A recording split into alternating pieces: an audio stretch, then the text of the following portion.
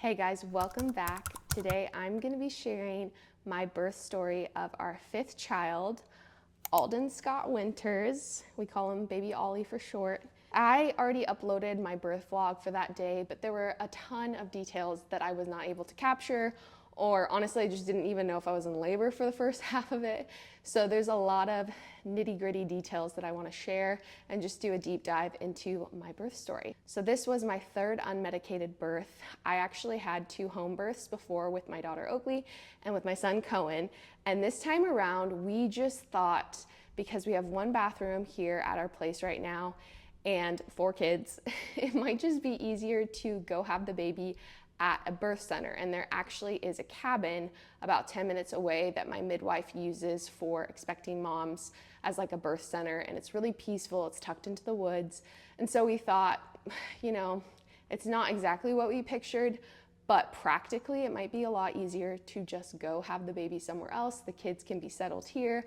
I don't have to feel, anxious about how we're gonna get the kids where they need to be. What if they wake up when I'm in labor in the middle of the night? It was just a lot simpler, and we had prayed about it and we felt like that was the right move for this baby. So although this was not my first birth, I felt a little bit in some ways like a newbie because we had to pack up everything, we had to go somewhere else, and just kind of got out of my comfort zone a little bit, which I'll share more as the story progresses because it definitely factored into how my labor kind of developed. But on August 1st at 3 a.m., I woke up from a contraction. It wasn't like a super strong contraction, but it felt a little more than Braxton Hicks. Obviously, it woke me up. Braxton Hicks, I normally could just sleep through. It wasn't anything that would like disrupt my sleep. So to be woken up by a contraction, I was kind of like, what's going on? But I went back to bed, and probably, to be honest, I don't know the exact time, but anywhere from like 30 minutes to an hour later, I had the same thing happen. And again, I was like, that's kind of weird. Didn't read too much into it. At this point, I was 40 weeks and 3 days. With Oakley, I didn't deliver until 41 weeks, and with Cohen, I didn't deliver until 42 weeks. So although I was overdue, I wasn't really anticipating that anything was gonna happen for another couple days, just because I've always gone so overdue. With Cohen, it was really tough going 2 weeks over because I just so expected to have him sooner than my daughter because he was my second pregnancy, and that just wasn't the case. So I tried to just anticipate that I was going to be having him more at like 42 weeks, and then if he came sooner, awesome, like that would be amazing, but kind of expecting it to go overdue by 2 weeks. So I had a couple more strong contractions, and around 7, I ended up just getting up and starting my day. And at that point, I started to track them. I was like, is there any kind of pattern here?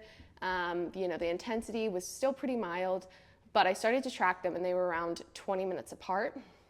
So I just went about my morning, helping the kids, got them ready for the day, fed them breakfast, and that's when I turned on the camera for the first time. I really did not think that it would develop into anything, so looking back at the video, it's like so nonchalant, and me kind of haphazardly chatting to the camera because I really didn't think anything would happen with it. But I kept tracking the contractions, and they stayed about 20 minutes apart until around 2:30. Earlier in the day, I just called my mom and was like, Mom, I really don't think this is anything, but just in case, just have your phone close by in case, something were to happen, my water were to break, another sign of labor kind of happened, and then I could have you come pick the kids up. They do live an hour away, so I have to give them a pretty good heads up. And at this point, I also reached out to my midwife and said, hey, this is kind of what's going on.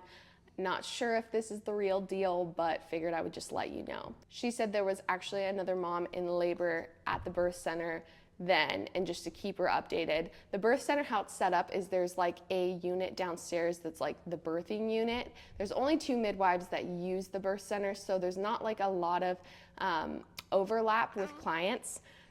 But this is like one of my fears, is that someone would go into labor at the same time as me and my midwife wouldn't be able to be there. So I was just praying throughout the day that the Lord would just like really help that mom in labor, and that it would go smoothly and quickly for her, because as the day went on, I was like, okay, this is pretty consistent. It's not super strong yet. This could happen tonight. This could happen tomorrow night, but I feel like this is going to happen in the next couple of days. And I just wanted my midwife to actually be there, because with my first daughter, the same thing happened. Another mom went into labor at the same time, and my midwife missed our birth. We had other midwives there. We weren't like solo birthing or anything, but my midwife wasn't there, which was a little bit of a bummer. So this time around, I was just really praying that she would have a smooth delivery and that she would deliver her baby before like my labor really started to progress. Around 3:30, I felt like, okay, things are starting to get a little closer. My contractions were more like 5 to 8 minutes apart. And so I decided to call my mom and just say, hey, I don't know if this is gonna happen tonight, but would you be willing to just watch the kids? I feel like either way, I'm not gonna get great sleep with these contractions. So it would be nice to let you guys have the kids for the night and we can just rest if nothing happens tonight. She was like, yes, of course. So my dad actually came by around 4:30, picked up the kids, and they were so excited. Like they were ready to go over to grandma and grandpa's house. I think that Oakley really understood kind of what was going on, but the boys definitely had no idea. They're only 2. So they were just like, yay, we're going to grandma's house. Whereas Oakley knew, we're going over to grandma's house so that mommy can have the baby and the baby won't be in her belly anymore. That was a really sweet like hour that I had with them, just talking through what was gonna happen, that the next time they come home, there would be a baby here. During this whole time, Caleb was at work. He was working about an hour away. And so I just kind of checked in with him every hour or two and let him know what was going on. Like I said, nothing had really like substantially progressed during the day, but it made me slightly nervous that he was an hour away. So I just tried to just really touch base a lot and make sure, okay, you know, once it hits like the 5-minute mark with contractions, like I really want you to head home. Around 4, I let him know you should probably start heading back. I don't think anything's gonna progress super quickly, but I would feel a lot more comfortable if you were like not an hour away. The kids left around 4:30, and he would have got home around like 5:30-ish. And that's when things really started to pick up. So he hopped in the shower. He was doing drywall all day, so he was super dirty. He hopped in the shower, and that's when I texted my midwife and was like, hey, things are really feeling like they're starting to pick up. I think that we should head over. And she let me know that the mom had just had her baby at 4:30, but she wanted to give her a couple of hours before they moved her to, there's like a unit downstairs and then a unit upstairs. So they wanted to move her upstairs. And with her just having given birth, they didn't want to rush that. And I was like, I totally understand. Could we try to be there around 6:30? I feel like I would feel a lot more comfortable being settled in for the night wherever we're gonna be, around 6:30. And she was like, yeah, let's shoot for that. So I just labored around here. I was really trying to move through my contractions, which is not something I normally do in labor. Normally I just try to relax and like let all the tension go out of my body and just like really let the contraction do the work. But the whole labor, I felt like his head was off to the right, kind of in my right hip. And so I was just really trying to move through the contractions, like wiggle around a little bit, do hip circles. I didn't have a birth ball here, which would have been so nice, but I didn't. And just try to get him in a better position. At this point in labor, I felt like moving around in contractions was just getting too intense. I would really just try to be still and release all the tension, and they were getting pretty intense, which is making me super nervous. I was like, I really feel like we should be wherever we need to be. Like this baby feels like he could be here in the next 2 hours. I was actually about to text my midwife and be like, hey, I think we're just gonna head over right now. We'll just be upstairs. And my midwife texted me and said, hey, we tried moving the mom upstairs. She's still really lightheaded. We're gonna give her another hour. How are you feeling? And I was like, well, things are actually getting pretty intense. And the contractions, like I have to vocalize a little bit through them. And yeah, I'm getting a little nervous as to if we should just stay here. And she was like, well, let's just touch base every 15 minutes, see how you're doing. The birthing center is only 10 minutes from our house, but still, you can have a baby in 10 minutes and a 10-minute car ride. And that's what I was thinking. I was like, that can't be me. I don't want that to be me. We got all of our stuff together, and around 7:15, we headed out the door. I had one contraction before we left where I was like, whoa, was that my body like trying to push? I don't think it was, but I was just getting so in my head about everything and getting really worried about the car ride that I think I was just reading way too into everything. Before we left, my contractions were around 2 to 3 minutes apart, but they were only 30 seconds long. They were pretty intense, but they weren't super long. So that gave me a little bit of relief knowing, we're not having like minute-long contractions. I don't feel like I'm in transition or anything like that. They just do feel like they're progressing pretty quickly. And as soon as we got in the car, the contractions like basically stopped. I only had one contraction on the way over to the birth center. And then even like walking into the birth center, getting all of our stuff set up, I only had one contraction and they were very short. And then everything just stalled out. Like labor didn't completely stop, but my contractions went from every 2 to 3 minutes to like 12 to 15 minutes. And again, very short. My midwife checked his heart rate just to make sure that he was good. He wasn't stressed. He was doing great. She said that he was in a good position. She just thought his head was, again, off to the right a little bit. And so I hopped on the birth ball and did some hip circles and just kind of took it easy for the first hour and a half there. At this point, I was like so second guessing myself that it wasn't false labor. I was like, oh my goodness, did we just make this mom move upstairs? We came all the way over here. I sent my kids over to my parents' house and now like labor is gonna stop. And I was just getting so in my head. This was my third labor and I was still second guessing myself that I was actually in labor and that it wasn't false labor or prodromal labor. So yeah, I was just starting to feel really bad. And I was like, okay, Emma, get out of your head, stop psyching yourself out. I just need to calm down and relax. I think I just had stressed myself out so much about the drive over and like having the baby at home without a midwife there that my labor had just stalled out. So we put on a show. I hopped on the birth ball and just tried to move around, keep things going, and did that for about an hour and a half. At around 9:30, I laid down. We were still watching the show, but I laid down in the sideline position just to try and kind of get his head in a better position. And I was really getting discouraged that it wasn't going to happen tonight or it was going to happen like tomorrow during the day. And I was going to be so exhausted because I was up all night laboring. So I decided, I'm just going to lay down and try to take a little nap. And I had one contraction laying down and it was so intense. Like, I don't know if that was the moment that he finally got his head in the right position or what. But after that point, I got up, started moving around a little bit more, and the contractions just really picked up in intensity and in length. Caleb is absolutely the best when I'm in labor, and he just was praying for me every contraction. We had worship music going, and even though things were intense, it was still so peaceful and so sweet. Like around 11, I got in the water. I got in the birth pool. The birth center was amazing because it had a giant shower with like 4 different shower heads, and then we could fit the birth pool in the shower. So I was able to like hop out of the water, get in the shower, get back in the birth pool. The toilet was right there because I feel like I have to go to the bathroom like every 15 minutes when I'm in labor. So I was able to have a couple contractions in the shower, in the birth tub, get up, go to the bathroom, and then hop back in. The interesting thing about the water though is once I got in the water, my labor slowed down again.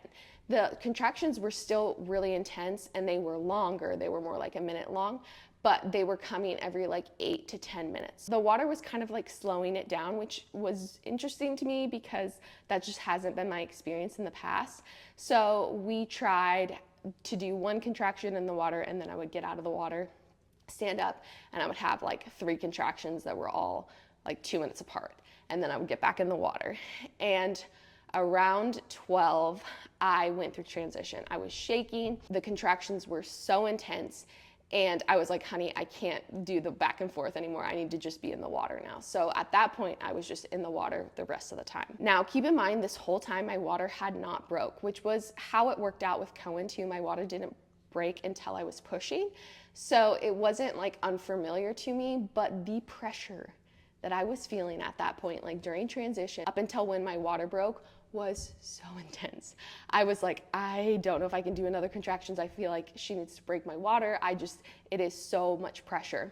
My midwife hadn't checked me to see how dilated I was up until this point. I don't really like to be checked throughout labor, but once I get closer to the end and I need that like final motivation, like we're almost done, I normally have my midwife check me. Around 12:45, 1-ish, I had my midwife come and check me and see how dilated I was.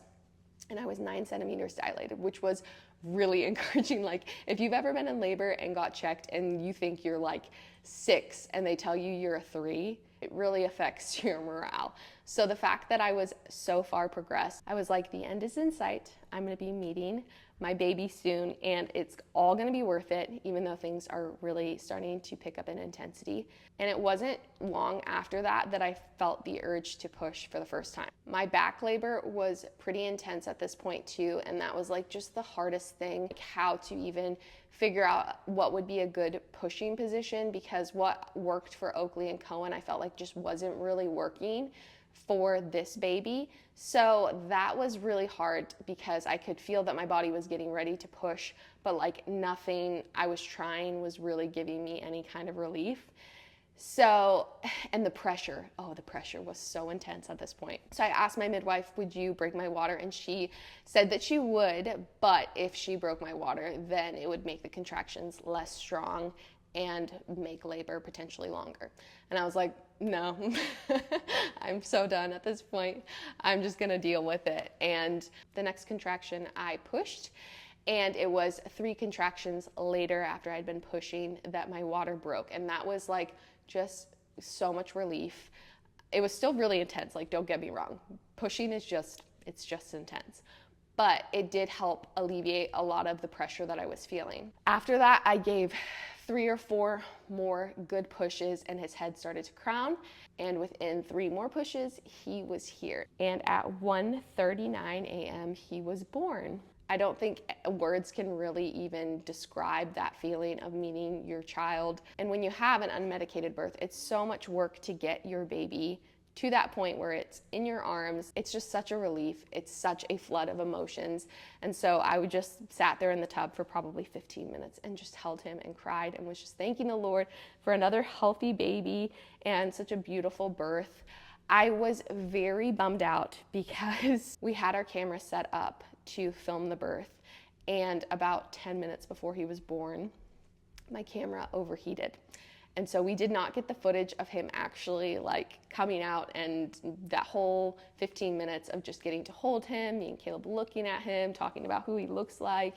So that is why it is not in the birth vlog, because I did not get the footage, which is a really big bummer, but it is what it is. And I mean, I'm so thankful for everything that we did document, because I've never done that before. I've never, even turned on a camera when I was in labor. It's very out of my comfort zone to post anything like that.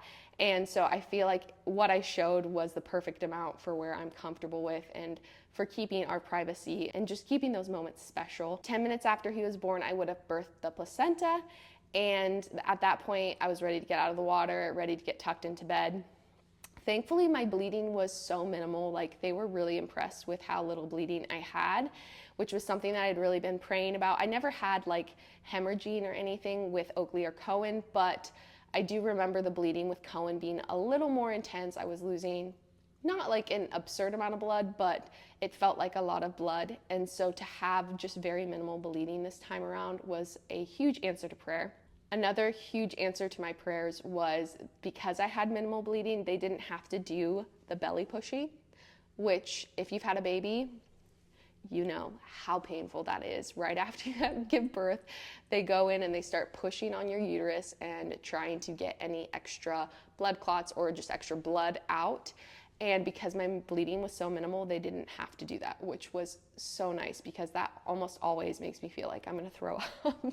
And another thing that they did this time around, which helped a ton, as soon as I gave birth, they got me apple juice and made me drink like 3 boxes of apple juice within the first 45 minutes of giving birth. And that really helped with just the shakes afterwards. I normally get really, really shaky and almost like shivery, chattering my teeth, all of that. And I didn't have that this time around. And I think that's because the apple juice just helped my blood sugar not to crash as quickly as it normally would after birth. We kept him attached to the placenta for like 30 minutes, 45 minutes, and then Caleb cut the umbilical cord. Around 3:30, we got the green light that we could actually go home. And so we were debating, should we stay here for the night or should we head home? And we just felt like we would be so much more comfortable if we went home. So we packed everything up and brought our little guy home.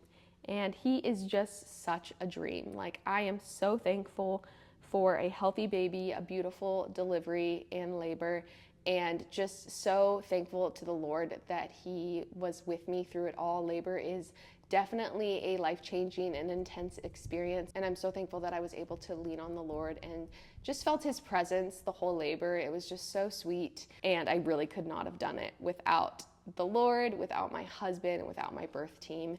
They were incredible, and they just gave me the best care, prenatal and postpartum. Now they've just been incredible. Little man is growing great. He is already back at his birth weight and is nursing awesome and is just perfect. The kids are absolutely obsessed. There's definitely never a lack of hands that are wanting to hold him, and it's a little bit stressful trying to keep him safe with 3 toddlers, but we are getting better. They are getting more adjusted to having such a small baby around, and we are just in newborn heaven right now. So thank you guys for watching this. If you haven't seen my birth vlog, I will link it down below if you want to watch that as well. It's going to be a little bit of a circus the next couple weeks as we navigate this transition of going from 4 kids to 5 kids, 4 of those kids being under 4.